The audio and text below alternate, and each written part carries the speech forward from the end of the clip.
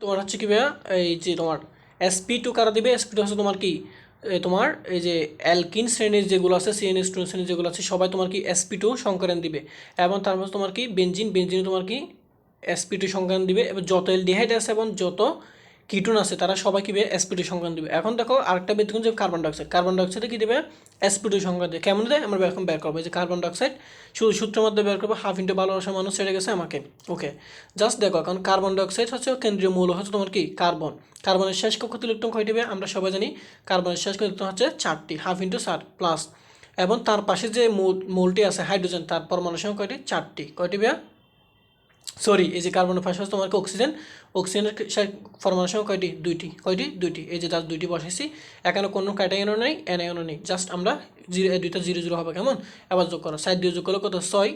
6কে 2 দ্বারা ভাগ করলে কত? 3। আমি কি বলছি একটু আগে? 3 মানে কি ভাইয়া? 3 মানে হচ্ছে তোমার কি sp2। 3 মানে হচ্ছে তোমার কি sp2। আশা করি বুঝেছো, এটা অসংকরণ বুঝছো। ওকে, এরপর আসো আমরা sp3 সংকরণের মধ্যে চলে যাবো। sp3 সংকরণে কি বলতেছে?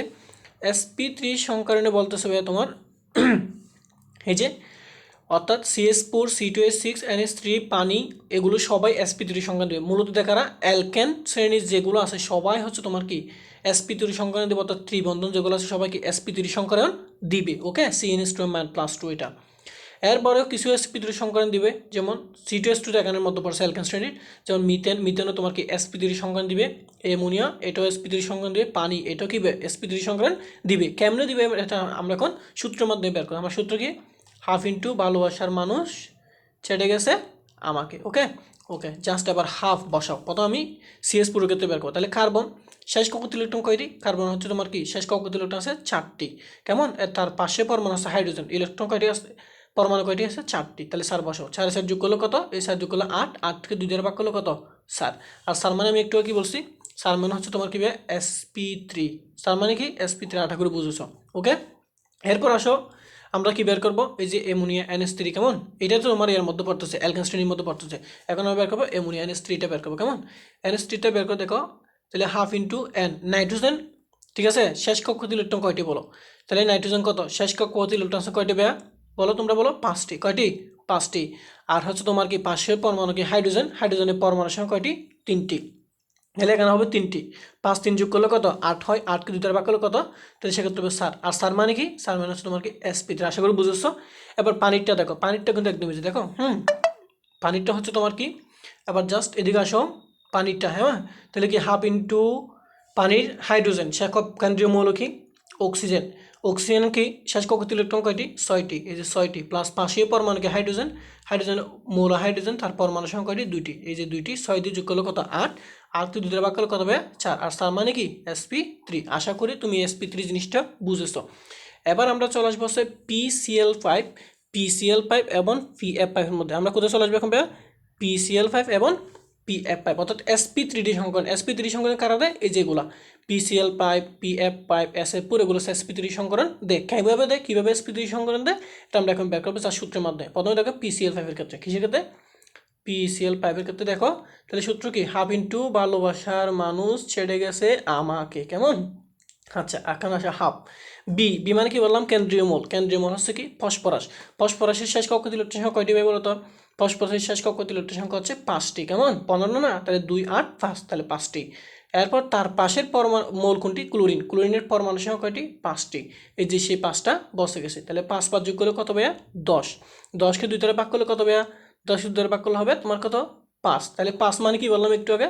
5 মানে হচ্ছে sp3d। আশা করি বুঝে, যে একটু আগে আমি তোমাকে বলে আসছি 5 মানে কি ভাইয়া? 5 মানে হচ্ছে তোমার কি sp3d। 5 মানে হচ্ছে তোমার কি sp3d। আশা করি বুঝেছো। আর তাহলে এবার আসো এরপরে, তাহলে PCl5 গেলো, ঠিক আছে। ওকে, এরপর হচ্ছে তোমার কি PF5। PF5 ঠিক সেম, PF5 এর ক্ষেত্রে ঠিক সেম, জাস্ট কি হাফ। ফসফরাসের শেষ কক্ষীয় ইলেকট্রন সংখ্যা কয়টি? 5টি। তার পাশে মৌল ফ্লোরিন, ফ্লোরিনের পরমাণু সংখ্যা 5টি। 5 হাজার যোগ করলে কত? 10। 10কে 2 দ্বারা ভাগ করলে কত? 5। আর 5 মানে হচ্ছে তোমার কি sp3d। আশা করি বুঝেছো। এবার ঠিক সেম ভাবে আসে SF4। কিসের ক্ষেত্রে ভাইয়া? SF4 এর ক্ষেত্রে, কেমন। আমরা এবার SF4 এর ক্ষেত্রে বের করবো। SF4 এর ক্ষেত্রে কি হাফ ইন্টু সূত্রটি কি বসাবো? ভালোবাসার মানুষ ছেড়ে গেছে আমাকে। ওকে, আচ্ছা, এখন জাস্ট বসো হাফ। তাহলে বি মানে কি? কেন্দ্রীয় মৌল। এখানে SF4 এর মধ্যে কেন্দ্রীয় মৌল কি? সালফার। সালফারের শেষ কক্ষীয় ইলেকট্রন কয়টি ভাই? 16 না, তাহলে 2 8 2 8 6, ঠিক আছে 6, তার শেষ কত দিল কয়টি 6টি। তার মানে জাস্ট এখানে বসাও b = 6 এবং m মানে তার পার্শ্বীয় যে মোলটি আছে তার পরমাণুর সংখ্যা, তাহলে ফ্লুরিন না, ফ্লুরিনের পরমাণুর সংখ্যা কত 4টি। এই যে আমরা 4টা এখানে বসাবো, এখানে কোনো অ্যানায়ন ক্যাটায়ন কিছুই নেই, সো আমরা বসার দরকার নেই। হ্যাঁ, এখানে দেখো 6 যোগ করলে 10, 10কে 2 দ্বারা ভাগ করলে কত হবে 5, আর 5 মানে কি বললাম sp3d। আশা করি বুঝছো। তার মানে এখন sp2, তারপর হচ্ছে তোমার কি sp3, তারপর হচ্ছে sp3d, এই জিনিসটা আশা করি বুঝছো, ঠিক আছে। এবার শেষ তোমার কি ভাইয়া, এখন হচ্ছে তোমার sp3d2, আমরা এইটা বের করবো, কেমন এই জিনিসটা বের করবো। ওকে, কেমনে বের করবো দেখো না, কিছু মোল দেখো sf6 f6 negative minus if7, ঠিক আছে অ্যানায়ন, অর্থাৎ এই যৌগগুলো কি তোমার sp3d2 সংকরায়ন দে। কিভাবে দে, কেন দে, ঠিক আছে, কিভাবে দে সেটা আমরা এখন বের করবো। জাস্ট ওই যে বলছি সূত্র, এই যে এই সূত্রের মাধ্যমে কিন্তু আমরা মূলত বের করবো। ওকে, আচ্ছা প্রথমে sf6 এর ক্ষেত্রে আমরা কি করি বের করি, কেমন sf6 এর ক্ষেত্রে আমরা বের করবো। সূত্র কি হাফ ইন্টু কি পেয়ে বলো তো, হাফ ইন্টু ভালোবাসা মানুষ ছেড়ে গেছে আমাকে, ভালোবাসা মানুষ ছেড়ে গেছে আমাকে, কেমন। ওকে, এবার আসো হাফ, তাহলে বি মানে কেন্দ্রীয় মৌল, তাহলে এখানে কেন্দ্রীয় মৌল কি সালফার, সালফারের শেষ কত ইলেকট্রন কয়টি হবে 6টি, কয়টি 6টি, প্লাস তার পাশে যে মৌলটি থাকে তার পরমাণু কয়টি 6টি, তাহলে বুঝছি।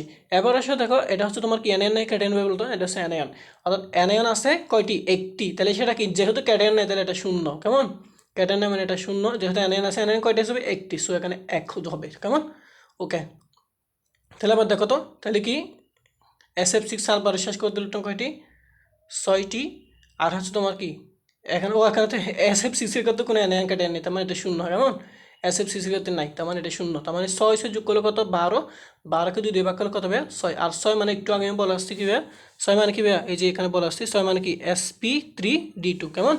ওকে, ঠিক আমরা এখানে সেটা বসাবো, 6 মানে কি sp3d2, আশা করি এটা বুঝেছো sf6 এর ক্ষেত্রে।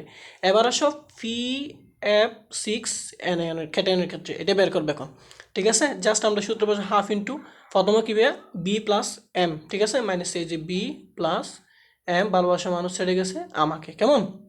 জাস্ট এবার বসে, তাহলে কেন্দ্রীয় মৌলকে ফসফরাস শেষ কত ইলেকট্রন কয়টি ভাইয়া, একটু আগে পড়ছি 5টি, তারপর তোমার কি ফাঁসে যে মৌল আছে ফ্লোরিন তার পরমাণু সংখ্যা কয়টি 6টি, জাস্ট এই 6টি বসাবো, মাইনাস এখানে কোনো ক্যাটায়ন নেই, সো এখানে ক্যাটায়ন 0 হবে, এই যে একটা অ্যানায়ন আছে, সো অ্যানায়ন যে কত হবে 1 হবে, কেমন। আশা করি বুঝেছো অ্যানায়ন যে আছে এই জন্য একটা, এখানে যদি অ্যানায়ন 5টি থাকতো এখানে 5 হতো, যদি 10টি থাকতো এখানে 10 হতো, কেমন, যদি না থাকে তাহলে শূন্য হতো।